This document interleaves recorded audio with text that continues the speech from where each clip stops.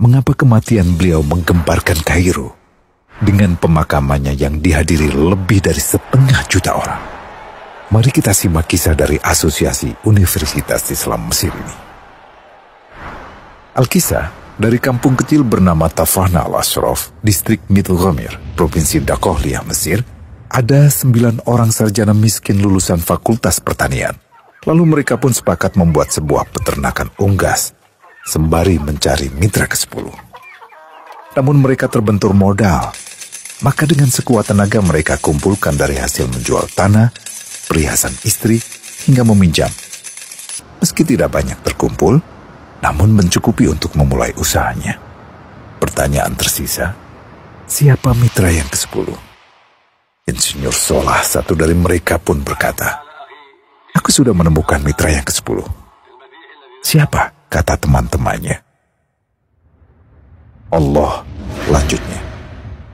"Allah akan menjadi mitra usaha kita yang ke-10. Allah akan mendapat 10% dari keuntungan kita.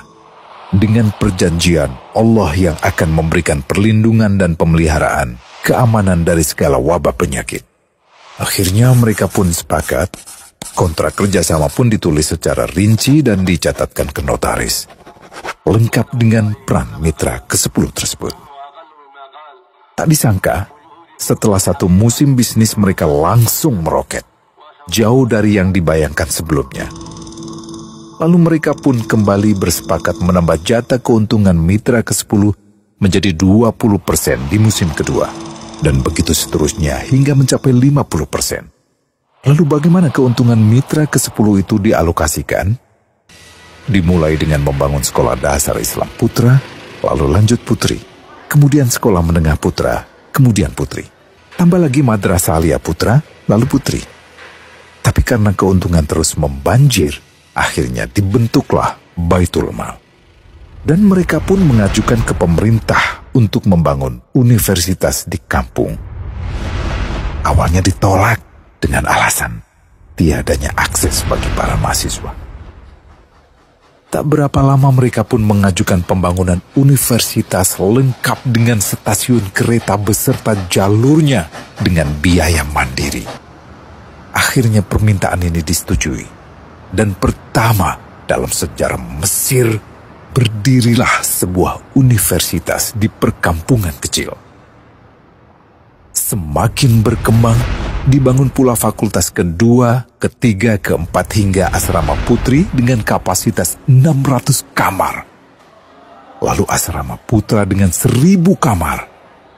Tiket kereta api pun digratiskan untuk memudahkan transportasi menuju kampung tersebut.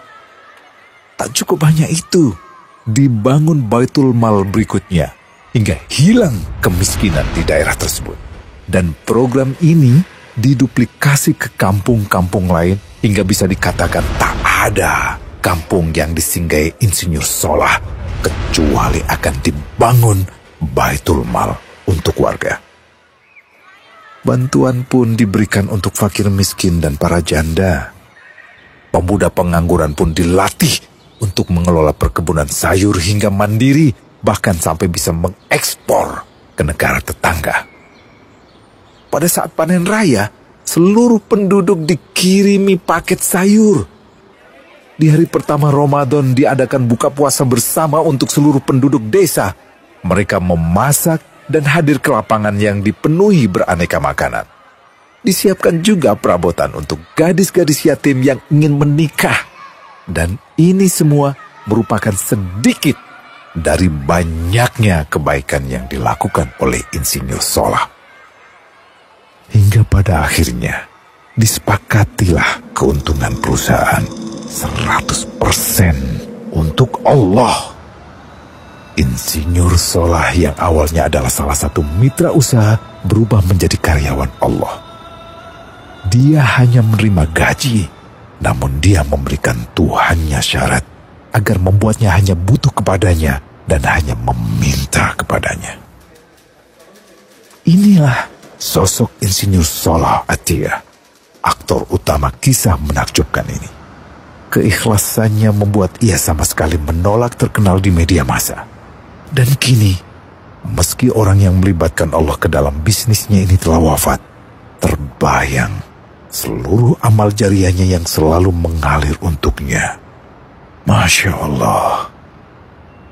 Pertanyaannya, akankah ini hanya menjadi sebatas kisah saja? Atau menjadi teladan bagi kita untuk mengikuti jejaknya?